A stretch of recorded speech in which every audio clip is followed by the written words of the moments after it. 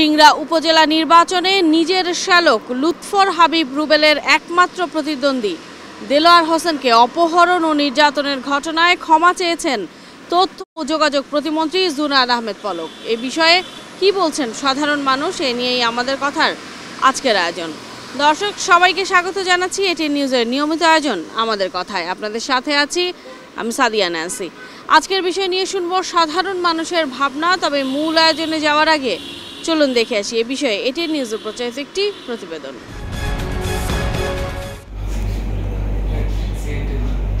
সিংড়া উপজেলা পরিষদ নির্বাচনে চেয়ারম্যান প্রার্থী দেলোয়ার হোসেনকে অপহরণের ভিডিও ফুটেজ এরই মধ্যে বিভিন্ন মিডিয়া ও সামাজিক যোগাযোগ মাধ্যমে ভাইরাল হয়েছে। এখন দেশজুড়ে আলোচনায় প্রতিমন্ত্রী জুনায়েদ আহমেদ পলকের নাম। প্রতিমন্ত্রীর শ্যালক শেরপুর ইউনিয়ন পরিষদের চেয়ারম্যান লুৎফুল হাবিবের বিরুদ্ধে দেলোয়ারকে অপহরণের পর মারধরের অভিযোগ উঠেছে। রিটার্নিং অফিসারের কার্যালয়ে ঢুকতেই ওরা 15-20 জন মোহন বাবু আরো অনেকে ওরা আমাকে মারতে মারতে মাইক্রোবাসে তুলে নিয়ে যায় হত্যার উদ্দেশ্যে। তারপরে মাইক্রোবাসের মধ্যে আমার সেন্স নাই, আমাদের হইতেছে উপরে যে নির্যাতন করছে এটা সুষ্ঠু বিচার করবে। আস্তে আস্তে উন্নতি হচ্ছে, এখনো উনি ওইভাবে বিপদমুক্ত বলা যায় না, তবে আস্তে আস্তে ধীরে ধীরে ওনার উন্নতি হচ্ছে। এরই মধ্যে বৃহস্পতিবার উপজেলা নির্বাচন থেকে আওয়ামী লীগের মন্ত্রী এমপিদের আত্মীয়দের সরে দাঁড়ানোর নির্দেশনা দেওয়া হয়। নির্দেশনা না মানলে সাংগঠনিক ব্যবস্থা নেওয়া হবে বলেও সতর্ক করা হয়েছে। তাই তড়িঘড়ি করে সকালে হাসপাতালে দেলোয়ারকে দেখতে যান প্রতিমন্ত্রী। এ সময় ঘটনার সঙ্গে জড়িতদের আইনের আওতায় নেওয়ার আশ্বাস দেন প্রতিমন্ত্রী জুনায়েদ আহমেদ পলক। এটা নিয়ে আমি আসলে বিব্রত, লজ্জিত, দুঃখিত এবং আমি ক্ষমা প্রার্থী। স্পষ্ট বার্তাটা সকলের কাছেই দেওয়া দরকার। সে আমার দলের নেতাকর্মী হোক, সে আমার আত্মীয় হোক, যেই হোক, আমি আপনাদের মাধ্যমে আবারও এটা স্পষ্টভাবে আমি নিশ্চিত করতে চাই, যেখানে কোনো ব্যক্তিগত বা আত্মীয়তার সম্পর্ক ব্যবহার করে বাড়তি কোনো সুযোগ নেওয়ার সুযোগ নাই এবং এটা হয়তো আরও বেশি কঠোর শাস্তির সম্মুখীন হতে পারে। বুলবুল হাবিব, এটিএন নিউজ, রাজশাহী।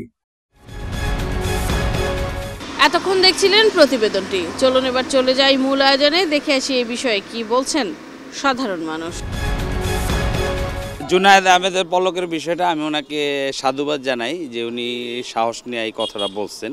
স্থানীয় নির্বাচনে আপনার প্রভাবমুক্ত একটা নির্বাচন, যদি আপনি মনে করেন যে এই সরকারকে আপনি স্বাধীনতার সপক্ষের শক্তি এবং আপনার জনগণের শক্তি, জনগণের নির্বাচিত সরকার যদি আপনি মনে করেন, তাইলে আপনি এই সরকারকে এই রাহুমুক্ত করতে হবে। উনি যে কাজটা করছে এটা ভালো কাজ করছেন। যদি এটা ক্ষমা চেয়ে থাকে তাহলে আমার দৃষ্টিতে বলবো যে এটা একটা ভালো কাজ। ভালো হবে যে উনি যেহেতু প্রাইম মিনিস্টার, দলীয়ভাবে বলা হয়েছে তাদেরকে কেউ যেন এমপি মন্ত্রীরা যাতে সাপোর্ট না করে, সেই সুবাদে এটা হয়তো বলেছে। উনি হয়তো বুঝতে পেরেছে ওনার শ্যালক যেহেতু প্রার্থী হয়েছেন, এটার জন্য উনি সরি বলছেন। সবাই বুঝতে পারবে যাতে দোষ করছে সে, এই জন্য ক্ষমা চাইছে। আমাদের কথায় কিশোরগঞ্জ থেকে স্বাগত জানাচ্ছি আমি শফিক আদনান। উপজেলা নির্বাচনকে ঘিরে নাটোরের সিংড়ায় চেয়ারম্যান প্রার্থী দেলোয়ার হোসেনকে অপহরণ ও নির্যাতন করেছিল আইসিটি প্রতিমন্ত্রী জুনায়েদ আহমেদের শ্যালক রুবেল ও তার লোকজন। এই ঘটনায় প্রতিমন্ত্রী জুনায়েদ আহমেদ পলক দলীয় নেতাকর্মীদের কাছে ক্ষমা চেয়েছেন এবং দুঃখ প্রকাশ করেছেন। উপজেলা নির্বাচন এবং ওই ঘটনাটি নিয়ে আমাদের কথায় আজ আমরা শুনব সাধারণ মানুষের কথা।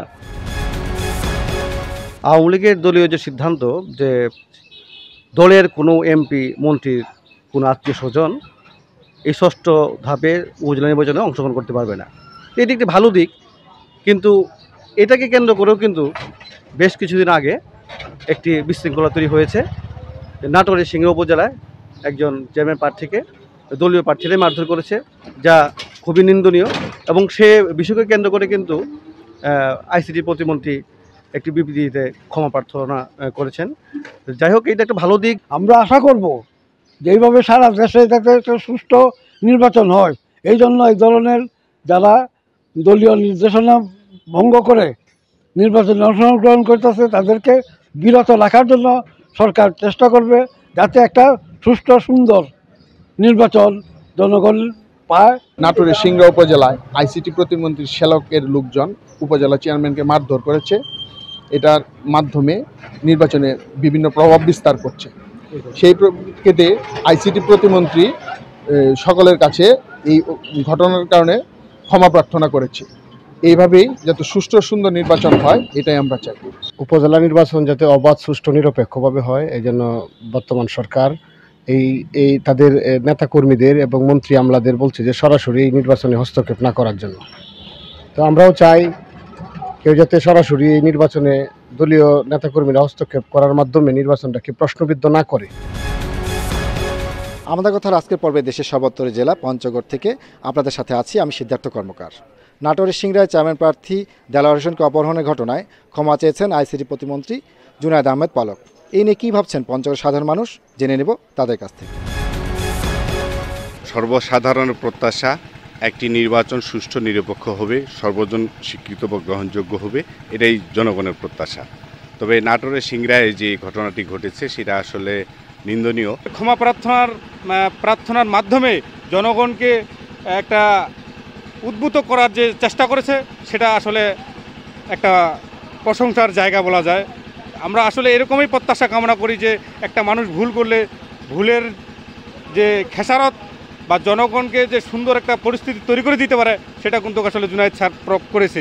আমরা চাই যে আমরা নির্বাচনটা যেন সুষ্ঠুভাবে হয়, আমরা সাধারণ ভোটাররা আমরা যেন নির্বিঘ্নে ভোট কেন্দ্রে ভোট দিতে পারি বা ভোট প্রয়োগ করে জনপ্রতিনিধি নির্বাচন করতে পারি, এটাই আমাদের প্রত্যাশা। প্রভাবশালীগুলো এই নির্বাচনের সময় তাদের বিস্তার লাভ করায়, কিন্তু এইবার যেটা রাজশাহীর উনি প্রতিমন্ত্রী বা মাপ চাইলেন বা ক্ষমা চাইলেন, এটা আসলে একটা বিরল একটা ব্যাপার।